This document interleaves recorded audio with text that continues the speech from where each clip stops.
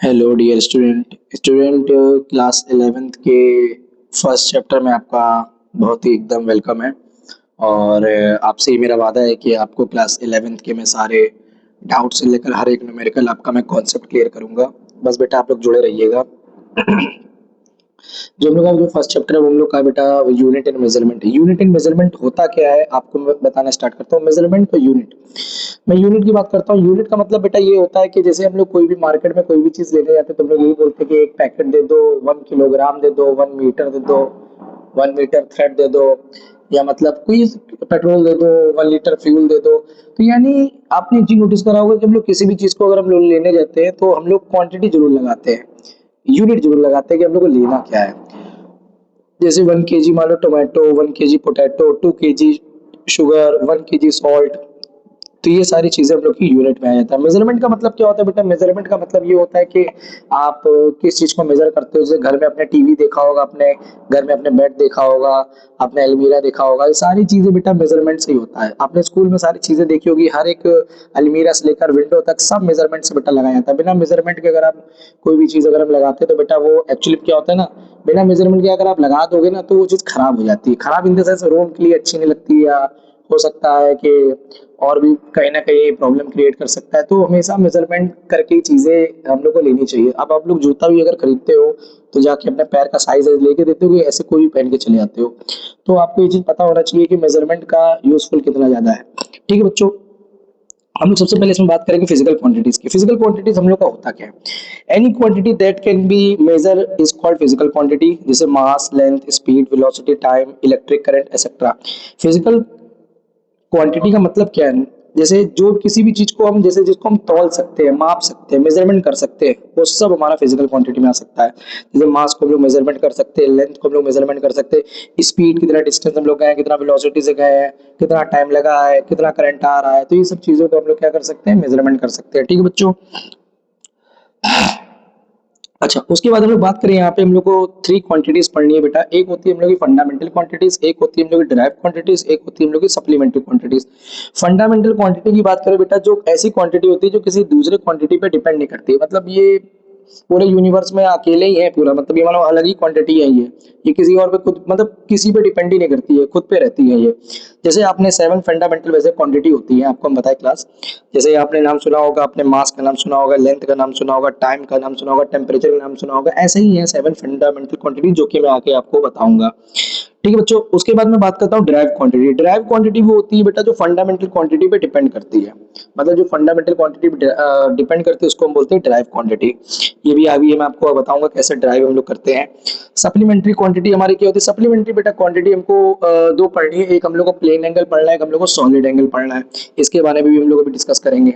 ठीक है बच्चों, तो धीमे धीमे लोग स्टेप बाय स्टेप हम लोग बात कर रहे हैं। पहले फिजिकल क्वांटिटी की बात कर रहे हैं। आई होप इतना आपको समझ में आ गया होगा। थोड़ा मैं अगर स्पीड में बोल रहा हूँ तो उसके लिए मैं सॉरी चाहूंगा, लेकिन आपको हो सकता है यहाँ तक आपको क्लियर हो गया हूँ। तो मैं आगे बढ़ता हूँ। आगे बढ़ो बच्चों। अच्छा, उसके बाद मैं बात करता हूँ मेजरमेंट की। ठीक है, मेजरमेंट क्या होता है वो ध्यान से देखिए। मेजरमेंट की बात करता हूँ बेटा। मेजरमेंट होता क्या है? It is a process of comparing a quantity which with a fix standard of same kind. अब इसका मतलब क्या है? मेजरमेंट का मतलब होता है बेटा एक फिक्स स्टैंडर्ड होता है जिसको हम लोग सेम काइंड में यूज करते हैं। कैसे? आपको मैं बताता हूँ। जैसे to express a physical quantity we need to two things. एक आपने देखा होगा मैग्नीट्यूड होता है, जिसमें जिसके अंदर आता है न्यूमेरिकल वैल्यू, और एक आता है यूनिट। जैसे यहाँ मैंने एग्जांपल लिखा हुआ 50 मीटर। 50 मीटर का मतलब 50 जो बेटा है ये तुम्हारा न्यूमेरिकल वैल्यू है, और जो मीटर लिखा बेटा वो उसकी यूनिट है, यानी ये ओवरऑल हम लोग का अपना मैग्नीट्यूड। जैसे 2 केजी अगर हम बात करें, 2 केजी शुगर है मान लो, या 2 केजी सॉल्ट है, तो 2 यहाँ पे बेटा न्यूमेरिकल वैल्यू है, केजी हमारी यूनिट है, ओवरऑल हमारा मैग्नीट्यूड है। ऐसे ही फिजिकल जो वैल्यू होता है बेटा उसका फॉर्मूला होता है Q is equal to N U. यहाँ पे जो एन है वो बेटा होता है न्यूमेरिकल वैल्यू, और जो यू होता है वो होता है यूनिट। समझ में आ रहा है बच्चों? तो यहाँ पे मेजरमेंट का मतलब समझाया। It is a process of comparing a quantity. किसी भी प्रोसेस, एक ऐसा प्रोसेस जिसमें हम लोग को कंपेयरिंग करना होता है किसी भी क्वांटिटी को with fix standard of same kind. मतलब फिक्स स्टैंडर्ड होना चाहिए। जैसे 2 केजी, 50 मीटर, 5 किलोग्राम, ये सारी चीजें जो होती है बेटा वो हमारी आती है हम लोग की मेजरमेंट में। ठीक है बच्चों, इतना आ रहा है। आगे हम लोग बढ़े, धीरे धीरे हम लोग आगे बढ़ते हैं। आगे देखिए बच्चों, यहाँ पे नंबर छोटा है, न्यूमेरिकल वैल्यू बड़ी है। यहाँ मैंने कुछ एग्जांपल लिया हुआ, जैसे 1 आवर। तो 1 आवर यहाँ पे ले लिया, 60 मिनट ले लिया, 3600 सेकंड हमने यहाँ पे ले लिया, और यहाँ पे कुछ वैल्यू लिखी 1 kilometre, 1000 metre, 10 one, 10, 100,000, 10,000 lakh, 1 lakh centimetre, आपने देख लिया होगा यहाँ पे। तो there are the four system of the unit measurement, हम लोग को फोर सिस्टम बेटा यूनिट ऑफ मेजरमेंट का पढ़ना है। इससे सिस्टम की बात करें, लेंथ की बात करें, मास की बात करें, टाइम की बात करें, कौन कौन सा सिस्टम हम लोग को पढ़ना है बेटा। इसमें हम लोग बात करते हैं, सबसे पहले हम लोग नाम नाम आपने सीजीएस का नाम आपने सुना होगा, हो सकता है एफपीएस का आपने पता नहीं नाम सुना है कि नहीं सुना, नहीं सुना तो आप सुन लीजिए। एफपीएस भी हम लोग की क्वांटिटी होती है बेटा, ब्रिटिश क्वांटिटी है। सीजीएस हमारा फ्रेंच है, एमकेएस भी हम लोग का फ्रेंच है, और एसआई भी हम लोग का फ्रेंच है। सीजीएस की बात करें तो सी मतलब होता है बेटा सेंटीमीटर, जी मतलब होता है ग्राम, एस मतलब होता है सेकंड।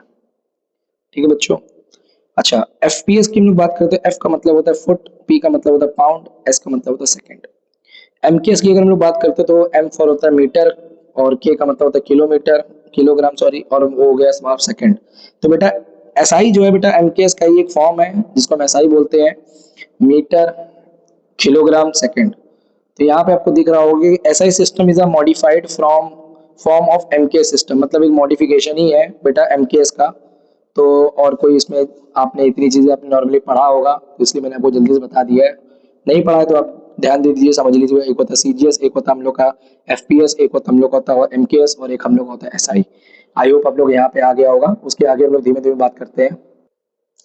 एसआई की यहाँ बच्चों हम लोग बात करते हैं तो एसआई का मतलब क्या होता है। अच्छा, इंटरनेशनल सिस्टम है हम लोग का ये।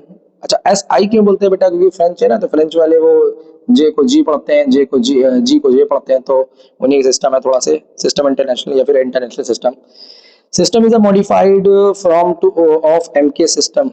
SI system. It is the international system of measurement. It was adopted the modified from MK system. It has 7 fundamental and 2, यहाँ पे 7 फंडामेंटल है यहाँ पे बेटा, और 2 जो बेटा वो हम लोग का वो सप्लीमेंट्री, जो हम लोग का है वो है सप्लीमेंट्री,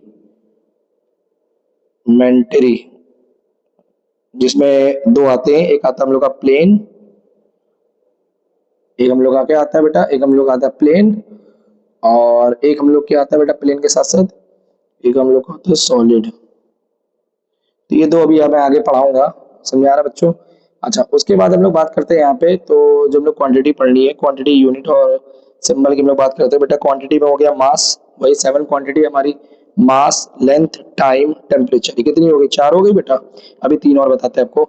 मास बेटा होता है किलोग्राम में, लेंथ हमारा होता है मीटर में, टाइम हमारा सेकंड में, टेम्परेचर हमारा केल्विन में।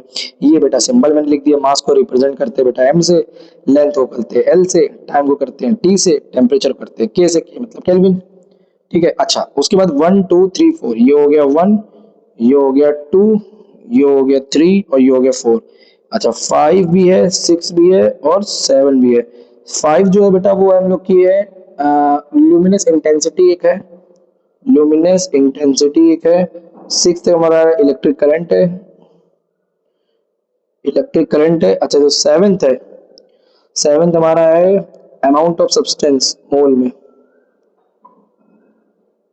Amount of substance.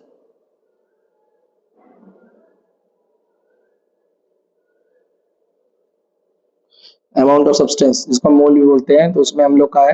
तो ये हम लोग की टोटल 7 बेटा फिजिकल क्वांटिटीज है। आई होप यहाँ तक आपको आ गया होगा। आगे बढ़ रहे हैं बेटा। बेटा आगे यहाँ पे हम लोग बात करते हैं सप्लीमेंट्री क्वांटिटी। सप्लीमेंट्री क्वांटिटीज क्या होती है, there are the 2 type of quantity supplementary quantity. एक हम लोग का होता है बेटा प्लेन एंगल, एक हम लोग का होता है बेटा सॉलिड एंगल। प्लेन एंगल का मतलब बेटा जिसमें जो 2D सरफेस की अगर हम बात करेंगे तो प्लेन में होगा, और 3D की हम लोग बात करेंगे तो बेटा वो सॉलिड में होगा। प्लेन का मतलब क्या हुआ, a plane angle is an angle at the intersection of 2 straight line और 2 प्लेन्स। 2 स्ट्रेट लाइन का मतलब ऐसे बेटा आप खींच सकते हो, आपने ऐसे मान लो खींच दिया है, तो ये बीच का एक एंगल बनता है बेटा, उसको हम बोलते हैं प्लेन एंगल। ठीक है। इसकी एक यूनिट होती है प्लेन एंगल की, वो होती है radian. Radian is the SI unit of plane angle, and it is denoted as R A D rad. It has no dimension. बेटा इसका डायमेंशन नहीं होता, बता रहा क्यों, आगे मैं अभी डायमेंशन के बारे में बताऊंगा क्यों नहीं होता, इसका मैं रीजन अभी आपको मैं आगे दूंगा क्यों रेडियन का डायमेंशन नहीं होता है। अगले हम लोग बात करते हैं सॉलिड एंगल का। सॉलिड एंगल क्या होता है, सॉलिड एंगल 3D शेप होता है बेटा। सॉलिड एंगल जैसे आपने आइसक्रीम का कोन खाया होगा, कुछ इस टाइप का कोन होता है, तो उसके अंदर का देखा होगा आपने वी शेप का होता है। तो पूरा है जो थीटा एंगल होता है जिसमें आइसक्रीम भरी रहती है वो सब बेटा सॉलिड एंगल में ही आता है। तो solid angle is defined as the three dimensional angle. It is the angle subtended by any part of a spherical surface of unit radian its center। स्टी रेडियन बेटा इसकी यूनिट होती है, मैं आपको आगे बताता हूँ। ये देखिए आपको 2D प्लेन में मैंने थीटा एंगल करके दिखा दिया है। 2D प्लेन में एंगल का फॉर्मूला बेटा आर्क अपॉन रेडियस होता है, ठीक है। और ये हम लोग 3D सरफेस की बात करें, आइसक्रीम कोन हो गया, सॉलिड एंगल बेटा यहाँ बन रहा है। इसका फॉर्मूला होता है सरफेस एरिया अपॉन रेडियस का स्क्वायर। स्टे रेडियन इसका बेटा यूनिट होती है, इसकी यूनिट होती है रेडियन। स्टे रेडियन और रेडियन याद रखिएगा यहाँ पे। और यहाँ पे देखिए क्या लिखा हुआ, आइस कोन लिखा हुआ मैंने। आइस कोन का एग्जांपल, ये कोई भी कोन का एग्जांपल हो सकता है। जोकर की टोपी भी सब हो जाएगा बेटा इसमें। तो सॉलिड एंगल का फॉर्मूला याद रखिएगा, सरफेस एरिया अपॉन रेडियस का स्क्वायर। ठीक है बच्चों, इधर आ रहा है बच्चों, आगे बढ़े। आगे हम लोग बात करते हैं बेटा कुछ डिराइव क्वांटिटी थी, ये जो अभी अपने ऊपर पढ़ा वो सप्लीमेंट्री क्वांटिटी, ये हम लोग डिराइव क्वांटिटी। अब डिराइव क्वांटिटी क्या होती है, इसमें बात करें the physical quantities that can be expressed in term of fundamental quantities are called derive quantity. जैसे आपने देखा होगा एरिया का फॉर्मूला होता है एल इंटू बी, वॉल्यूम का फॉर्मूला होता है बेटा L into B two H, यानी length breadth height, length breadth, density mass upon volume, velocity displacement upon time, acceleration velocity upon time. ऐसे बहुत सारे क्वांटिटी है बेटा जो आपने फॉर्मूले पढ़े होंगे। लगभग एनसीईआरटी के अगर आप पीछे के पेज में देखोगे तो लगभग 94 बेटा, कम से कम 94 आपको डायमेंशन दी गई है। एनसीईआरटी जब एकदम लास्ट पेज खोलोगे, लास्ट पेज के एकदम एक दो पेज पहले, जब 2-3 पेज आप खोलोगे पीछे से पीछे से स्टार्ट करिएगा तो उसमें देखिएगा 94 डायमेंशन आपको लिखी हुई है। तो वो प्रैक्टिस आप करेंगे तो आपके लिए बहुत बढ़िया रहेगा और आपका क्लियर हो जाएगा, क्योंकि फिजिक्स मजेदार 11th की तो और ही अच्छी है, मजा आएगी पढ़ने में, आपको मुझे पढ़ाने में। तो बेटा बस जुड़े रहिएगा एकदम।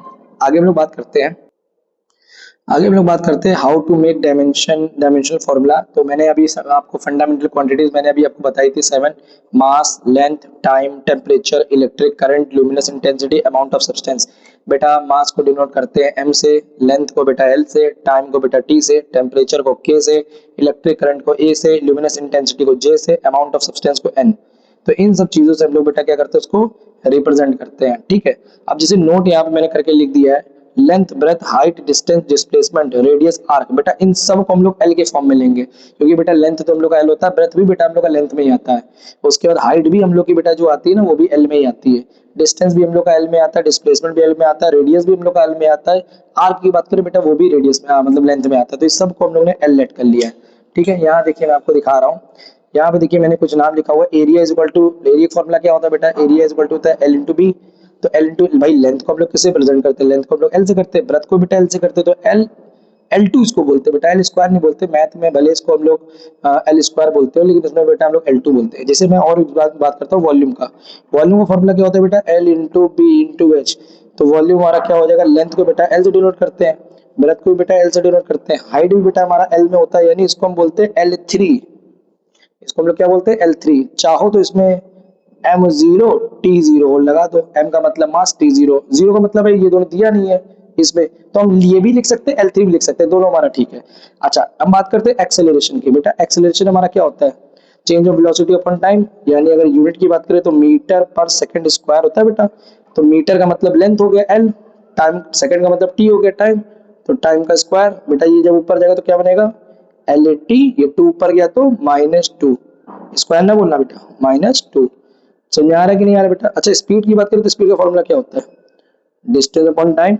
डिस्टेंस मतलब क्या बेटा लेंथ, टाइम मतलब क्या बेटा टी, तो टी ऊपर जाएगा क्या लिखेंगे L_t -1, ठीक है। अच्छा बात करें वेलोसिटी, वेलोसिटी हमारा क्या होता है डिस्प्लेसमेंट अपॉन टाइम। डिस्प्लेसमेंट बेटा लेंथ में ही आता है, टाइम हमारा टी में आता है, ऊपर जाएगा तो ये भी हमारा क्या बनेगा L_t -1। समझ आ रहा है कि नहीं आ रहा है। अच्छा हम लोग बात करते हैं, अगर मान लो बात करते हैं हम लोग फोर्स की, एफ की, तो बेटा एफ का फॉर्मूला क्या होता है हम लोग का, ma मास इनटू एक्सेलरेशन। अच्छा मास को हम लोग किससे रिप्रेजेंट करते हैं बेटा m से, एक्सेलरेशन हमारा क्या होता है मैंने भी ऊपर बताया lt -2, तो mlt -2 बेटा पूरा फॉर्मूला बन गया किसका, डायमेंशन फोर्स का। आ रहा है कि नहीं आ रहा है। और बात करें अच्छा वर्क की बात करें तो W इक्वल टू होता है बेटा force into distance, perpendicular distance, या फोर्स इनटू डिस्टेंस लिख दिया तुमने। तो बेटा फोर्स का डायमेंशन क्या होता है MLT -2। बेटा डिस्प्लेसमेंट क्या होता है, डिस्प्लेसमेंट भी हमारा L में होता है, तो बेटा एल की पावर कुछ नहीं तो 1 है, इसकी पावर कुछ नहीं तो 1 है, 1 + 1 क्या हुआ 2 हुआ, तो इसको हम लिख सकते हैं mL2t-2। आई होप आपको यहाँ तक समझ में आ गया हो। और बच्चों उसके बाद मैं इसके आगे आपको और मैं मेजरमेंट आपको निकाल के दिखाऊंगा, डायमेंशन आपको निकाल के दिखाऊंगा, इसके आगे और भी मैं आपको वीडियो डालता रहूंगा। तो यहाँ तक आप रिवीजन करिए, ठीक है। और उसके बाद चैनल बेटा सब्सक्राइब कर देना अगर नहीं किए हो तो, और व्यू करके लाइक जरूर कर दिया करो, थैंक यू लिख दिया करो, बड़ा अच्छा लगता है आप लोग अगर लिख दोगे तो। बाकी आपके साथ मैं जुड़ा रहूंगा, पूरा 11th का मैं कंटेंट डालूंगा आपको बेहतरीन समझा के, बस बेटा आप लोग जुड़े रहिएगा। Okay, all the best, see you tomorrow, bye.